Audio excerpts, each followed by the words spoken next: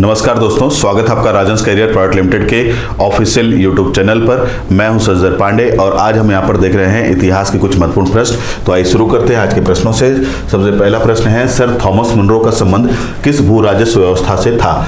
तो बहुत ही महत्वपूर्ण प्रश्न है और कहा गया है कि जो सर थॉमस मुनरो उन्होंने किस प्रकार की भू राजस्व व्यवस्था की शुरुआत की थी। लैंड रेवेन्यू जो टैक्स है वो किस प्रकार से इन्होंने वसूलने की शुरुआत की थी। चार ऑप्शन है आपके सामने। पहला स्थायी बंदोबस्त व्यवस्था, दूसरा है महालवाड़ी व्यवस्था, तीसरा रैयतवाड़ी व्यवस्था और चौथा है उपरोक्त में से कोई नहीं।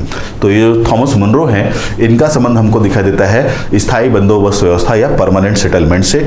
और ये जो स्थायी बंदोबस्त व्यवस्था थी, इस व्यवस्था का प्रयोग उन्होंने बंगाल के क्षेत्र में किया था। तो बंगाल के क्षेत्र के जो किसान थे, जमींदार थे, उनको उन्होंने उनकी जमींदारी जो है उनका एक तरह से स्थायी बंदोबस्त कर दिया था। कि इसके तहत क्या किया था उन्होंने, तो उसके तहत ये दिखा देता है कि उन्होंने वहाँ के जो बड़े बड़े जमींदार किसान थे उनको वो बता दिया था कि आपको एक निश्चित जो है टैक्स या कर देना है, उसके बाद कभी दोबारा फिर आपको नहीं देना। मतलब भविष्य में वो कर बढ़ाया नहीं जाएगा, हर साल आपको एक निश्चित दर में ही भू राजस्व या जमीन से मिलने वाला टैक्स देना है। तो ये जो स्थायी बंदोबस्त व्यवस्था है, इस व्यवस्था को लाने वाला व्यक्ति कौन है? Thomas Munro. कहाँ पर प्रयोग किया इसका उन्होंने? तो याद रखिएगा कि बंगाल के क्षेत्र के आसपास। तो इस प्रश्न का सही उत्तर है ऑप्शन ए, स्थायी बंदोबस्त व्यवस्था या परमानेंट सेटलमेंट। बढ़ते अपने अगले प्रश्न की ओर। हमारा अगला प्रश्न है, धन के अपवहन का सिद्धांत किसके द्वारा दिया गया है? तो ये भी एक बहुत ही महत्वपूर्ण प्रश्न है और प्रश्न पूछा गया कि धन का अपवहन का सिद्धांत, जिसको इंग्लिश में बोलते हैं ड्रेन ऑफ वेल्थ का थ्योरी। कौन सा थ्योरी? ड्रेन ऑफ वेल्थ, यानी कि धन का बहना। तो बहने या अपवहन का सिद्धांत, जिसको ड्रेन ऑफ वेल्थ का थ्योरी बोलते हैं, ये किसके द्वारा दिया गया है? यही यहाँ पर प्रश्न पूछा गया है। चार ऑप्शन है। पहला दादा भाई नौरोजी, दूसरा गोपाल कृष्ण गोखले, तीसरा नाम दिया लोकमान्य तिलक, चौथा नाम दिया मदन मोहन मालवीय। तो याद रखेंगे कि जो धन के अपवहन का सिद्धांत है, ड्रेन ऑफ वेल्थ की थ्योरी है, इसको देने वाले व्यक्ति हैं दादा भाई नौरोजी, प्रसिद्ध स्वतंत्रता संग्राम सेनानी और साथ ही साथ उद्योगपति भी थे। तो उनके द्वारा ही ये सिद्धांत दिया गया है, दादा भाई नौरोजी के द्वारा। और इनके बारे में आपको पता होगा कि इन्हें grand old man of India भी कहा जाता है। और इन्होंने ये जो सिद्धांत जिस पुस्तक में दिया है, उस पुस्तक का नाम भी आपको पता होना चाहिए। पुस्तक का नाम है poverty and un British rule in India. तो poverty and un British rule in India, तो ये पुस्तक है और इसी पुस्तक के लेखक हैं दादा भाई नौरोजी। और इसी पुस्तक में उन्होंने अपने प्रसिद्ध सिद्धांत दिया था ड्रेन ऑफ वेल्थ, जिसके तहत हमको ये देखने को मिलता है कि उन्होंने बताया था कि किस प्रकार से अंग्रेज हमें लूट रहे हैं और उनके इस लूटने के चलते ही भारत धीरे धीरे क्या हो रहा है? गरीब हो रहा है। तो इस पूरे सिद्धांत को उन्होंने बताया, किसने? दादा भाई नौरोजी ने। तो इस प्रश्न का सही उत्तर है ऑप्शन ए, दादा भाई नौरोजी। बढ़ते अपने अगले प्रश्न की ओर। हमारा अगला प्रश्न है, मंगल पांडे किस बटालियन के सिपाही थे? तो 1857 के विद्रोह के जो सबसे पहले शहीद है, या भारत की स्वतंत्रता संग्राम के जो सबसे पहले शहीद माने गए हैं, कौन माने गए हैं? मंगल पांडे। तो ये जो मंगल पांडे थे, ये आपको पता होगा कि अंग्रेजों की सेना में कार्यरत थे और इन्होंने ही सबसे पहले अंग्रेजों के विरुद्ध विद्रोह की शुरुआत कर दी थी। तो यहाँ प्रश्न पूछा जा रहा है कि वो निम्न में से किस बटालियन से संबंधित थे? तो चार ऑप्शन है, 19वीं रेजिमेंट, 34वीं रेजिमेंट, 49वीं रेजिमेंट या 36वीं रेजिमेंट। तो याद रखिएगा कि जो मंगल पांडे थे वो अंग्रेजों की 34वीं रेजिमेंट के अंतर्गत एक सिपाही थे। कौन सी रेजिमेंट? तो यहाँ पर जो ऑप्शन बी दिखाई दे रहा है वही इस प्रश्न का सही उत्तर है, 34वीं रेजिमेंट।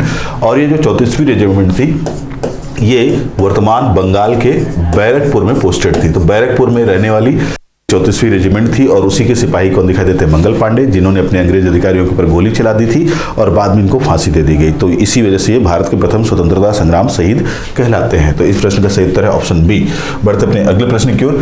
हमारा अगला प्रश्न है, 1857 के शुरुआत कहां से हुई? तो ये भी बहुत महत्वपूर्ण प्रश्न है कि जो 1857 का विद्रोह हुआ था, इसकी शुरुआत सबसे पहले कहां से हुई थी? वैसे तो देखा जाए तो सबसे पहले बैरकपुर में मंगल पांडे ने अपने अधिकारियों को गोली मार दी, लेकिन एक इसकी व्यवस्थित शुरुआत जो हमको होती हुई दिखा देती है वो कहां से हुई है, यही प्रश्न यहाँ पर पूछा गया है। तो चार ऑप्शन है, लखनऊ, झांसी, मेरठ या कानपुर।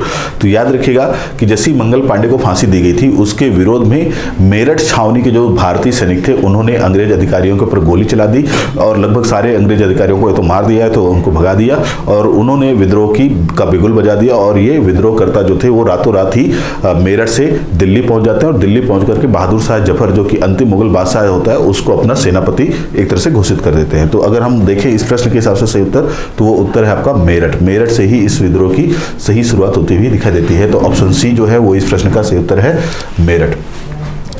बढ़ते अपने अगले प्रश्न की ओर। हमारा अगला प्रश्न है 1857 के विद्रोह का प्रतीक क्या था। तो ये जो 1857 का विद्रोह हुआ है इसका एक प्रतीक चिन्ह था और वो क्या था, यही यहाँ पे प्रश्न पूछा जा रहा है।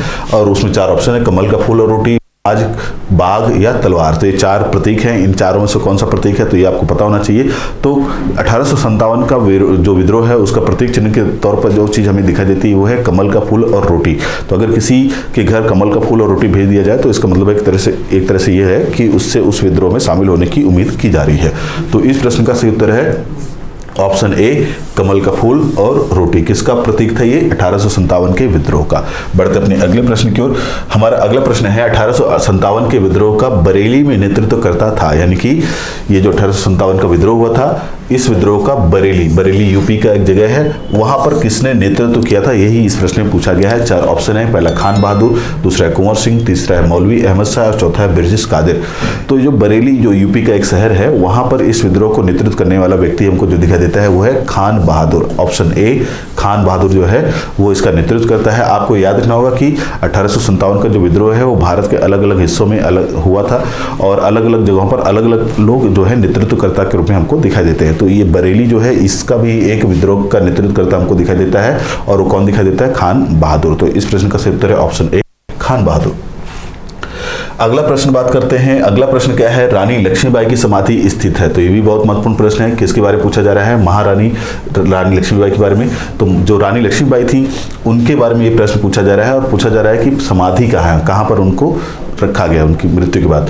तो पहले तो आपको ये पता होना चाहिए कि रानी लक्ष्मीबाई जो है वो झांसी की रानी थी, झांसी से उनका संबंध था और झांसी में जो विद्रोह हुआ था उस विद्रोह का नेतृत्व करता कौन थी? रानी लक्ष्मीबाई। और इनको पराजित करने वाला अंग्रेज अधिकारी कौन है? तो हीरोज। तो ये आपको पता होना चाहिए कि इनका संबंध झांसी से था। इन्होंने झांसी में विद्रोह का नेतृत्व किया, ग्वालियर क्षेत्र में भी विद्रोह का नेतृत्व किया। साथ ही साथ ये जो रानी लक्ष्मीबाई इनको पराजित करने वाला या इनका सामना करने वाला जो अंग्रेज अधिकारी हमको दिखाई देता है था हीरोज। तो ये नाम भी आपको याद रखना होगा कि रानी लक्ष्मीबाई का सामना हीरोज से हुआ था और हीरोज ने एक तरह से उनको पराजित किया था, मान सकते हैं आप। और बाद में जब इनकी हुई है रानी लक्ष्मीबाई की तो उनकी समाधि कहाँ है, ये यहाँ इस प्रश्न में पूछा गया है। 4 ऑप्शन है, मंडला, मांडू, जबलपुर या ग्वालियर। तो याद रखिएगा कि महारानी लक्ष्मीबाई जो है उनकी समाधि हमको ग्वालियर में स्थित दिखाई देती है। कहाँ पर है? ग्वालियर में। तो इस प्रश्न का सही उत्तर है ऑप्शन डी, ग्वालियर। बढ़ते अपने अगले प्रश्न की ओर। हमारा अगला प्रश्न है 1857 के विद्रोह का इलाहाबाद में नेतृत्व करता था, यानी कि ये जो विद्रोह हुआ उसका इलाहाबाद में, जिसको आज आप वर्तमान में प्रयागराज बोल रहे हैं, वहां पर इस विद्रोह को किसने नेतृत्व प्रदान किया था। तो 4 ऑप्शन है। पहले तो आप जगह का नाम याद रखेंगे, इलाहाबाद के बारे में पूछा जा रहा है। 4 ऑप्शन है, पहला नाना साहब, दूसरा अजीमुल्लाह, तीसरा तात्या टोपे और चौथा नाम दिया है मौलवी लियाकत अली। तो इनमें से कौन सा व्यक्ति है चारों में से जिसने अहमदाबाद में इस विद्रोह का नेतृत्व किया? तो इस प्रश्न का सही उत्तर है मौलवी लियाकत अली। ध्यान रखेंगे, मौलवी लियाकत अली जो है उन्होंने ही नेतृत्व संभाला था। कहां पर? इलाहाबाद में। तो इस प्रश्न का सही उत्तर है ऑप्शन डी, मौलवी लियाकत अली। कहां पर? इलाहाबाद में। अगला प्रश्न है 1857 के किस विद्रोही का वास्तविक नाम रामचंद्र पांडुरंग था। तो वह भी एक महत्वपूर्ण प्रश्न है 1857 के विद्रोह से और पूछा यह गया है कि वो कौन सा प्रसिद्ध स्वतंत्रता संग्राम सेनानी 1857 का विद्रोह ही था जिसका रियल नेम, वास्तविक नाम रामचंद्र पांडुरंग था। तो 4 ऑप्शन है, कुंवर सिंह, तात्या टोपे, नाना साहब और मंगल पांडे। तो याद रखेंगे रामचंद्र पांडुरंग जिनका वास्तविक नाम था वो है तात्या टोपे। तो तात्या टोपे का वास्तविक नाम हमको दिखाई देता है रामचंद्र पांडुरंग। एक मराठा नेता थे और मराठा सेनापति थे और ये नाना साहब के सेनापति थे। तो मराठा पेशवा नाना साहब जो हैं, जो कि कानपुर में रह रहे थे, उनके ही सेनापति कौन थे? तात्या टोपे। और उन्हीं तात्या टोपे का जो वास्तविक नाम है वो है रामचंद्र पांडुरंग। तो ये बड़ा महत्वपूर्ण है नाम, ये आपको नाम याद रखना होगा। तो इस प्रश्न का सही उत्तर क्या है? Option B, Tatya Tope. प्रश्न की ओर। हमारा अगला प्रश्न है 1857 के विद्रोह का असम में नेतृत्व करता था। प्रश्न में पूछा गया कि असम में इस विद्रोह को किसने नेतृत्व प्रदान किया। तो ये भी एक महत्वपूर्ण प्रश्न हो सकता है आपके लिए। 4 ऑप्शन हैं, दीवान मनीराम दत्ता, बी है कंदरपेसर सिंह, ऑप्शन सी है पुरंदर सिंह और ऑप्शन डी है प्याली बरुआ। तो ये 4 ऑप्शन दिए गए हैं आपने और प्रश्न गया किस क्षेत्र के बारे में, असम के बारे में। तो याद रखिएगा कि असम में जो इस आंदोलन का नेतृत्व करता हमको दिखाई देते हैं वो है दीवान मनीराम दत्ता। तो दीवान दत्ता ने इस विद्रोह में असम क्षेत्र को संभाला था और वहां से नेतृत्व किया था। तो इस प्रश्न का सही उत्तर है ऑप्शन ए, दीवान मनीराम। बढ़ते अपने अगले प्रश्न की ओर। निम्न में से किस कवि या शायर ने 1857 के विद्रोह को स्वयं देखा? तो ये भी बड़ा महत्वपूर्ण प्रश्न है कि वो कौन सा कवि या शायर है जिसने स्वयं अपनी आंखों से 1857 के विद्रोह को अपने सामने घटते हुए देखा है। तो 4 ऑप्शन है, पहला मीर ताकी मीर, दूसरा जौक, तीसरा गालिब, चौथा इकबाल। तो ये चारों ही जो है कवि और शायर हैं। इनमें से गालिब ही वो व्यक्ति है जिनका नाम आपने सभी ने सुना होगा, प्रसिद्ध शायर उर्दू के गालिब। तो गालिब जो है वो अंतिम मुगल बादशाह जिनका नाम है बहादुर शाह जफर या बहादुर शाह द्वितीय, उनके दरबारी कवि थे, शायर थे। तो बहादुर शाह जफर के दरबारी कवि या शायर कौन थे? जिनका नाम है गालिब।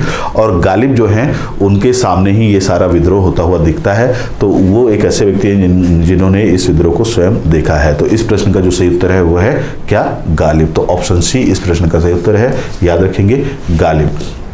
बढ़ते अपने अगले प्रश्न की ओर। हमारा अगला प्रश्न है 1857 के विद्रोह के समय ब्रिटिश गवर्नर जनरल कौन था? तो ये भी बहुत महत्वपूर्ण प्रश्न है कि वो कौन सा गवर्नर था अंग्रेजों का जिसके शासन काल के समय ही या जिसके काल के दौरान ही 1857 का विद्रोह हुआ। तो ये नाम बहुत इंपॉर्टेंट हो सकता है आपके लिए कि कौन था वो गवर्नर। तो 4 ऑप्शन है, Lord Dalhousie, Lord Minto, Lord Canning या लॉर्ड बेंटिक। तो जिस समय लॉर्ड कैनिंग गवर्नर जनरल के रूप में हमको दिखाई देता है उसी समय 1857 का विद्रोह हुआ था। तो ये आपके लिए बहुत महत्वपूर्ण है कि उसके शासनकाल के दौरान या उसके गवर्नर जनरल के काल के दौरान ही, किसके? लॉर्ड कैनिंग के गवर्नर जनरल के काल के दौरान ही 1857 का प्रसिद्ध विद्रोह भारत में घटित हुआ था। तो इस प्रश्न का सही उत्तर ऑप्शन सी, लॉर्ड कैनिंग। बढ़ते अपने अगले प्रश्न की ओर। हमारा अगला प्रश्न है 1857 के विद्रोह के समय ब्रिटेन का प्रधानमंत्री था। तो ये भी एक अच्छा प्रश्न है, इंपॉर्टेंट है, आपके लिए यूजफुल हो सकता है कि जिस समय भारत में 1857 का विद्रोह घटित हुआ उस समय ब्रिटेन में कौन सा व्यक्ति प्रधानमंत्री के पद पर बैठा हुआ था। तो 4 ऑप्शन है, पहला पामस्टन, तीसरा एटली और चौथा ग्लैडस्टोन। तो इस प्रश्न का सही उत्तर है पामस्टन। जिस समय 1857 का समय चल रहा था और भारत में ये विद्रोह होता हुआ दिखाई देता है, सेम उसी समय हमको इंग्लैंड में या ब्रिटेन का प्रधानमंत्री के रूप में जो व्यक्ति दिखाई देता है वो है पामस्टन। तो याद रखेंगे पामस्टन इस प्रश्न का सही उत्तर है, यानी कि ऑप्शन बी इस प्रश्न का सही उत्तर।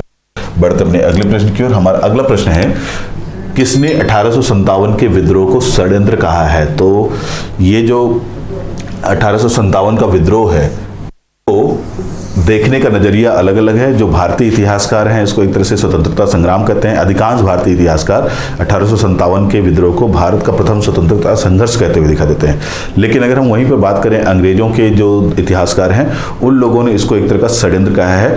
तो वही यहाँ पे पूछा गया है कि वो कौन से अंग्रेज इतिहासकार हैं जिन्होंने इसको षड्यंत्र कहा है, किसको? 1857 के विद्रोह को। तो 4 ऑप्शन है, पहला है सर जेम्स आउटरम और डब्ल्यू टेलर, दूसरा ऑप्शन है सर जॉन, तीसरा ऑप्शन है सर जॉन लॉरेंस और चौथा ऑप्शन है टी.आर. थॉमस। तो याद रखिएगा कि जो यहाँ पर नाम दिखाई दे रहा है आपको ऑप्शन ए में सर जेम्स आउटरम और टेलर, तो ये जो दोनों हैं इतिहासकार, इन दोनों ने 1857 के विद्रोह को भारतीय सैनिकों का एक षड्यंत्र या भारत के लोगों का एक षड्यंत्र कहा है। किसके खिलाफ? अंग्रेजों के शासन के खिलाफ। तो ये याद रखना है आपके लिए, ये दोनों इसको क्या बता रहे हैं? एक तरह का षड्यंत्र बता रहे हैं।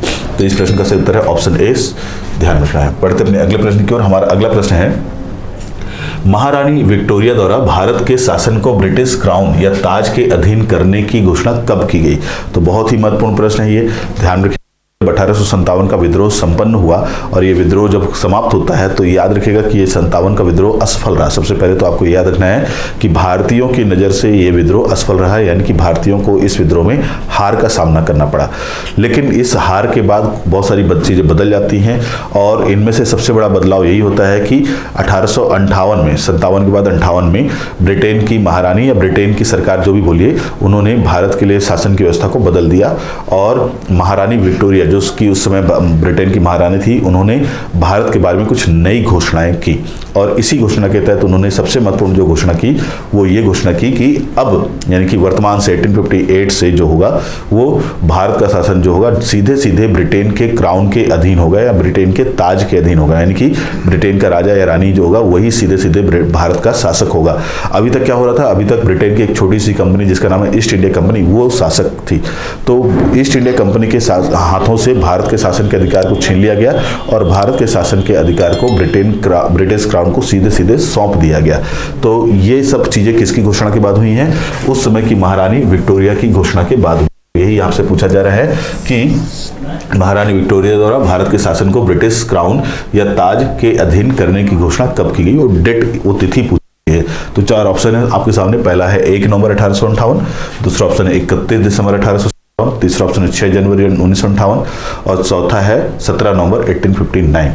तो इस प्रश्न का जो सही जवाब है वो है 1 नवंबर 1858। ठीक है, तो 1 नवंबर 1858 का जो समय है, यानी कि ऑप्शन ए जो है, जो दिया है 1 नवंबर 1858, यही वो तिथि है जब विक्टोरिया के घोषणा पत्र, महारानी विक्टोरिया के घोषणा पत्र को उस समय के गवर्नर जनरल, जो बाद में वायसराय भी कहलाते हैं, जिनका नाम है लॉर्ड कैनिंग, उन्होंने पढ़ा और उस घोषणा में उन्होंने यही पढ़ा कि अब से, यानी कि 1858 से का शासन सीधे सीधे किसके अधीन होगा?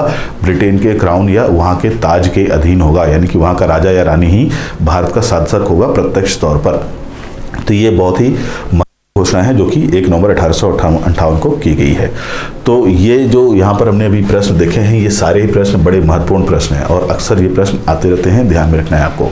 तो आज के इस वीडियो में केवल इतना ही, मिलते हैं अपने अगले वीडियो में, तब तक के लिए धन्यवाद।